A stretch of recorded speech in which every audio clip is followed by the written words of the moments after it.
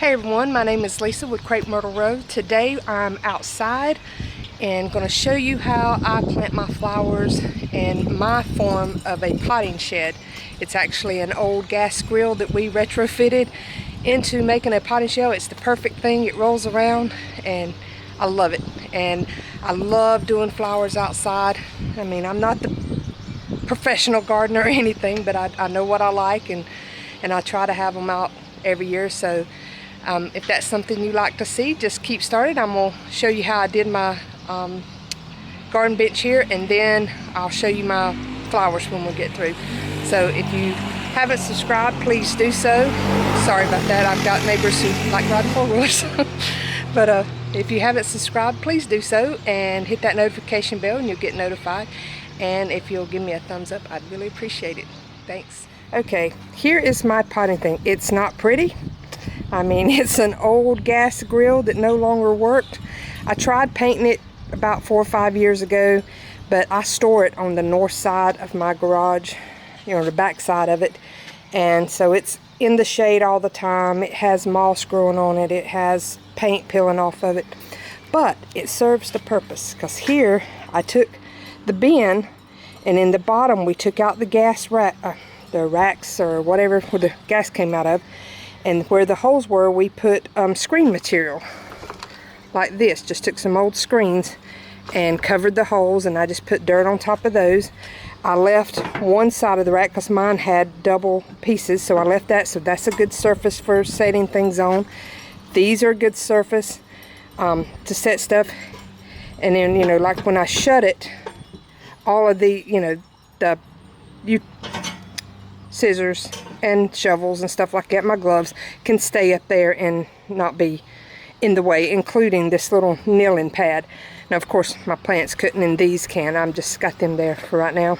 And then over here where the gas burner was, I turned that upside down, this piece right here, and it makes a good spot to kind of hold hanging baskets. This one not so much because it has that little point at the end, but it does it somewhat, so I can work on, you know, I've got my dirt here, fill my pot there, got my plants laying around.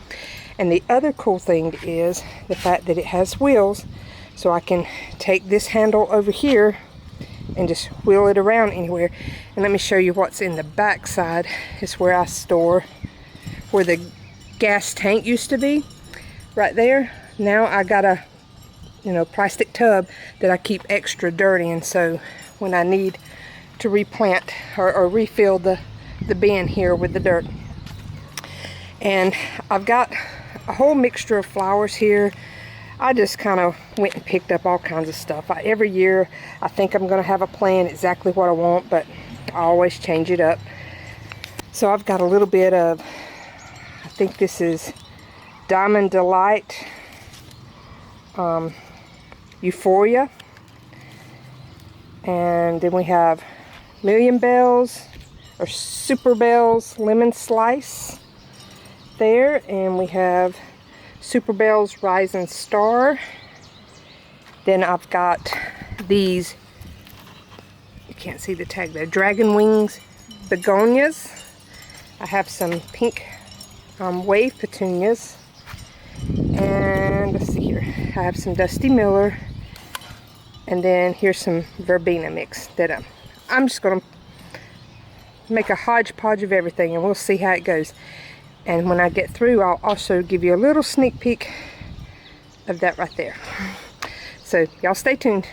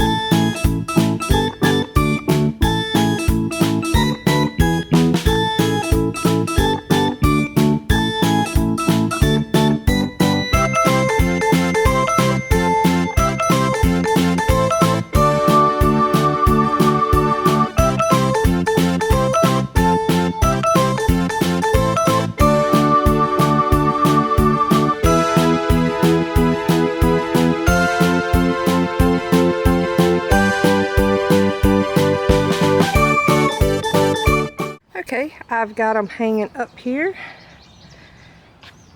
And as you can see, got all the pieces that I put in there, and I hope that, you know, in a few weeks these all fill out and start spilling over the sides. I'll back up here and give you a little peek of my yard. I haven't completely finished doing my yard. I've got down through here, this is a block retaining wall. It's ugly, and I would love to cover it in rock someday, but it's expensive to do that, so right now I'm making the best of the situation. Actually, when you look right here, there used to be a carport here. It went up and it went down and it connected to my house. It was the entire length of my house and the width from there all the way across here, which is 2 cars. And we had a really wet snow this winter, and it collapsed it on top of mine and my daughter's car. So we have not built it back. Don't know that we will. We kind of liking the big wide open spaces, and of course this gives me more spaces to plant. All behind this wall now, I've got to figure out what I want to plant there. I think I'm going to find some type of bush that would stay narrow, because we do park our cars right here, so I can't have anything that's going to come over this way. And just put something there. I may just put some perennial flowers, more like a cottage garden type flowers. Haven't decided. So there's that one. Here is one of my little hay racks. We took advantage of a fence section there.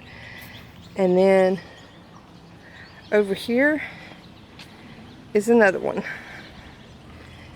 that I done. And then this is my favorite piece. I just found this at an antique store, a local antique store, this big wrought iron planter. And then I actually planted these two tiers with the cocoa fiber liners and dirt, and then all of these geraniums down here are still in pots, and I just jam-packed them in there because that was a lot of space to try to cover and fill with dirt. So I asked the lady at the plant nursery if they would survive in the pots they were in and do well, and she said they should, so as long as I kept them watered, so that's what I'm going to do. And then here is a old lamp that I took and repurposed into a solar light. And I have a smaller version that I'm going to do a DIY video on soon, that will be something that I'll sit on a table out here in our sit-in area. But that is most of that. I'm hopefully here in another week or so I can get out and show you more that I get done, because it's a lot of work. I have, I don't know if you can see out there, is a pond, a little small pond. I've got to get that weeded and mulch put down and some flowers out there. I have a little sneak peek of a fairy garden back there that I've got to continue to work on, and my porch. And I'll walk you around here. And just, if y'all have ever been curious why my name of my channel is Crepe Myrtle Row, well,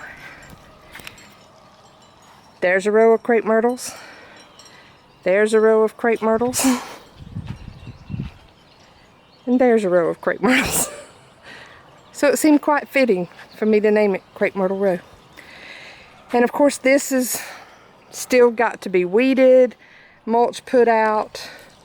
I was out here earlier, there's cups on the ground. Sorry for that. I was out here trying to rework my fountain. It had stopped working. I had to scoop all the water out, get everything out of it, take it completely apart just to find out the pump was all stopped up. But I'll show you a little bit of here. Love this clematis, or clematis, however you pronounce it. I just planted that last year and it's done that much in 1 year. Actually, it's done more than that. Look at this. It is overflowing and going back down the other side. I would love to take and put an arbor that would come up, over, and down on the other side of that walkway. Want to get rid of these holly bushes. Don't know what I want there, but I don't want those. I've got to clean up my porch at some point. And all down through there needs to be weeding. And I know you're wondering, why are you showing me if it's not done? But, you know, get you an idea of how much work I have ahead of me.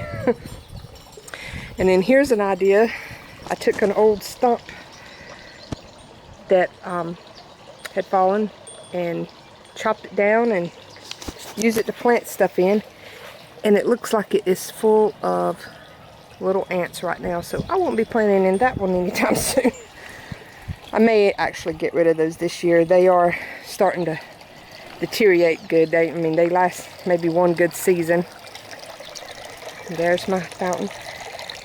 Here's another thing I absolutely love, this bottle tree. I had a huge collection of these milk glass bud vases, and so I've put them out here. They've been out here all winter. Even through that snowstorm, it didn't bother them.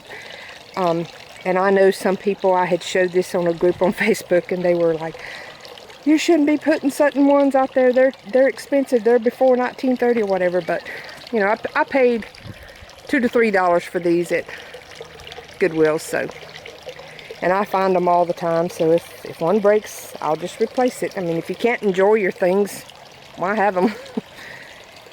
And here's another little plant. See, I've got broken limbs everywhere. I got to get up.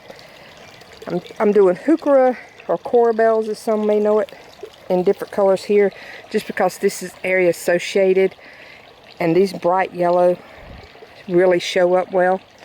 And then my bird bath here, I've got to decide what to put in it. I put impatiens in it last year, and they did okay, but it's so shaded that it was October before those things actually got up and looked really good. So this year, I am going to try the caladiums, some of the coral bells, because those can do full shade. I'm going to get me some more of the yellow-green color and put in here. And then I've found this little ivy today, and there's one of the caladiums. And just try putting some stuff like that in here that I know can handle the full shade.